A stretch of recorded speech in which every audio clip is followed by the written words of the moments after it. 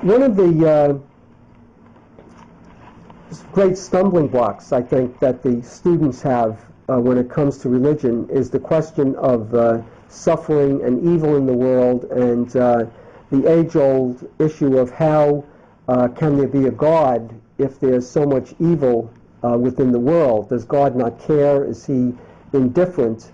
I find that the insights of process theology are probably the most important way of addressing this question. And of course, I would never go into a class at this stage with freshmen and say, well, process theology has the answers.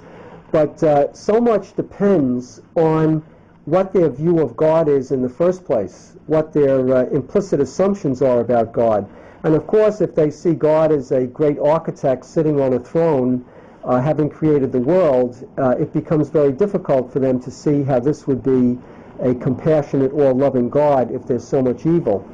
To talk to them about God suffering along with the world, for some is a revelation. It's completely changing the paradigm that God is not this impassive, all-knowing observer who's looking for retribution or who's testing his people all the time.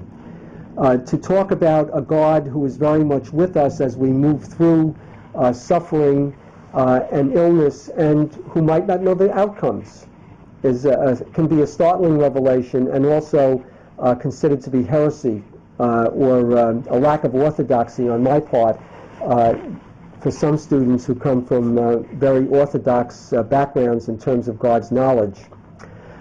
In some ways, the final point on evil is that there is no example, there is no explanation for this, that I think we are left puzzled and faced with the silence of God as we deal with evil that takes place on a daily basis. Maybe because of communications we know more about the evil that's rampant around us. But to say that God permits this and we don't know God's will is much too superficial.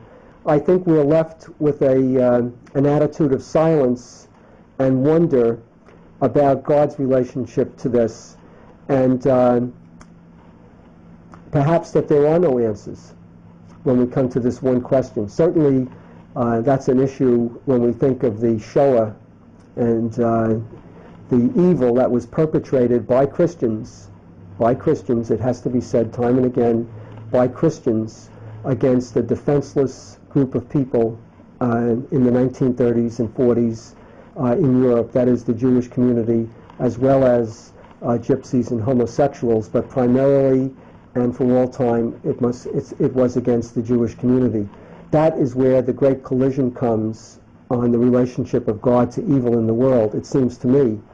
And the other side of that evil is the silence of the Christian community and the inactivity of the Christian community. Despite all the excuses, all the rationalizations, all the historical hindsight that's offered to exonerate people, this will stand as the greatest judgment over the Christian community in the 20th century. And I think the current controversy about Pius XII's role in this is very much symbolic of the judgment that stands over against us in the Christian West as to what happened to the Jewish community in the 1930s and 1940s.